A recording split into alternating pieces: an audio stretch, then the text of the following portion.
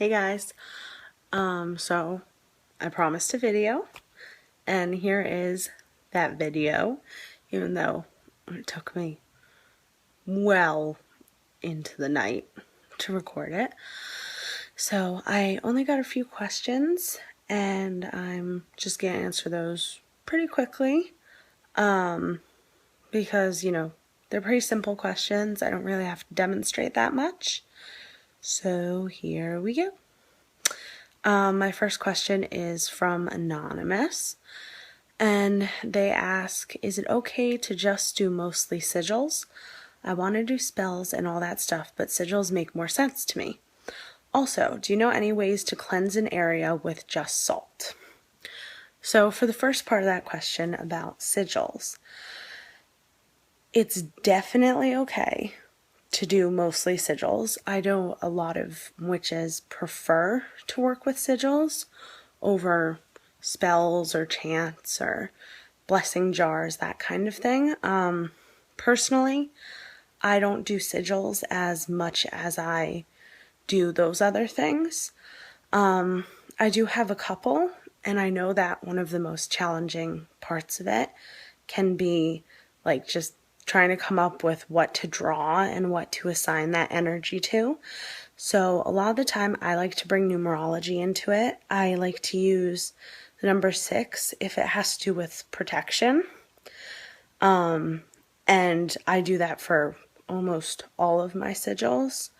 I have some kind of numerology meaning in them. So if I wanted something for protection, I'd have like 6 straight lines in it. I would have 6 dots, 6 sides, something like that. So that can help you like start to get an idea of how to make your own sigil and how like what to incorporate into it to give it that extra power. For cleansing with salt, since I'm a sea witch primarily, I like to use salt water from the ocean, preferably. But you can make your own. It's really easy. 2 parts water, 1 part salt. And I like to kind of either swish my object in it or dab it on that object, if it's an object you're working with. Otherwise, I do like to spray, like with a spray bottle. I like to spray salt water in the corners of my room and my house, because that gives it a little re-up on the protection spells. If you don't want to work with water when working with salt, there's always, putting a trail of salt around things or the area you want to protect. I know a lot of people get like those little salt packets that they give out at restaurants and stuff. Well, not restaurants, like Burger King. And you can put them in your purse. You can put them, I know people who put them like in their shoes and just carry it around with you if you're looking for traveling protection. So I hope that answers that question. The next one is also from Anonymous. And they ask, good spells to incorporate into everyday life. Well, again, not again, because I didn't say it, but it really depends on what you like to do and what you find yourself doing the most. Like, if you do sigils a lot, you can have like kind of a little bit of everything sigil that you could draw on, your phone case. You could draw it on whatever you carry around the most. If you like to do spells, you could always do like a morning energy spell. I like doing that because I'm not a morning person at all. You could do a chant or something for going to sleep. I do that because as much as I don't like getting up, I don't like going to sleep either.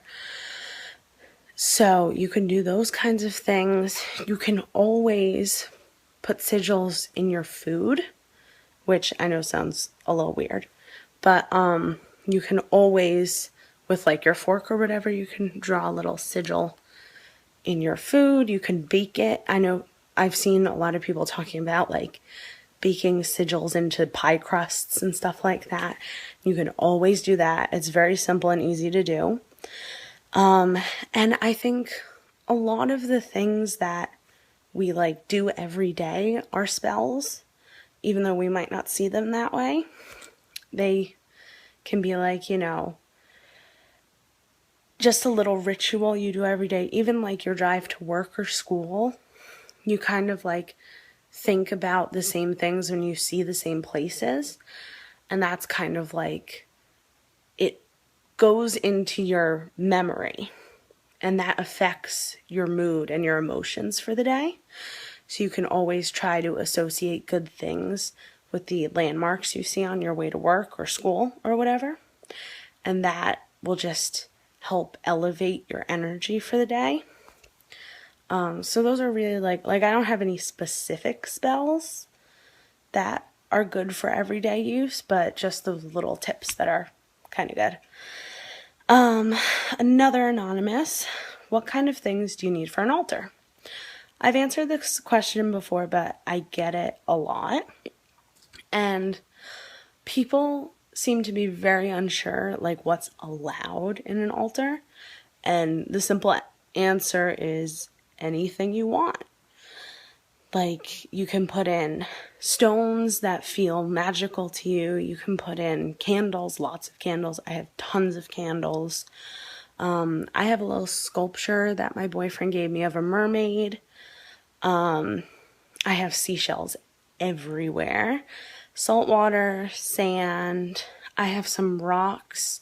And I actually today just added a tree branch that me and my boyfriend were out walking around. He was talking to my trees. Of course, while I was trying to talk to him, he was talking to my trees. And we found this really beautiful tree branch, and I went to give it back to the tree, and he, you know, gasped and stopped me and said that it was a gift. So I have to hold on to it. So I have that sitting on my altar now. And I know people who have butterfly wings, they have leaves, some people have bones or animal skeletons or even like preserved animals and stuff on their altars. And it's really just whatever gives you that energy. Like, I have my crystal ball I was working with today, and it was the first time I'd ever really worked with it, and this whole arm is like kind of weak now, just because of how much energy was in it and how much energy it was giving off. I couldn't hold on to it for long without my hands and fingers shaking uncontrollably, because that's how much energy was in it. So whatever gives you those kind of feelings, something you feel like pulsing, vibrating inside of you, should definitely go on your altar. It should definitely have a place. It should definitely be safe. So it's really different for everyone. What else?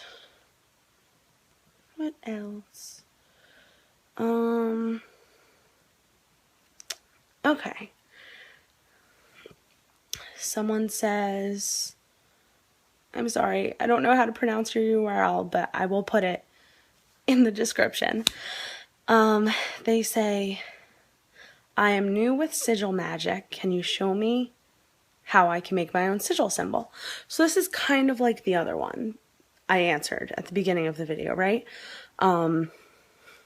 Incorporate what you want to incorporate, like the numerology symbols or whatever else. Something like, if it's a symbol for, I have a symbol for accuracy that I like to use. I put it on my homemade pendulum boards. And it's very symmetrical, because I always associate, you know, symmetry with accuracy, with mathematics, with that kind of thing.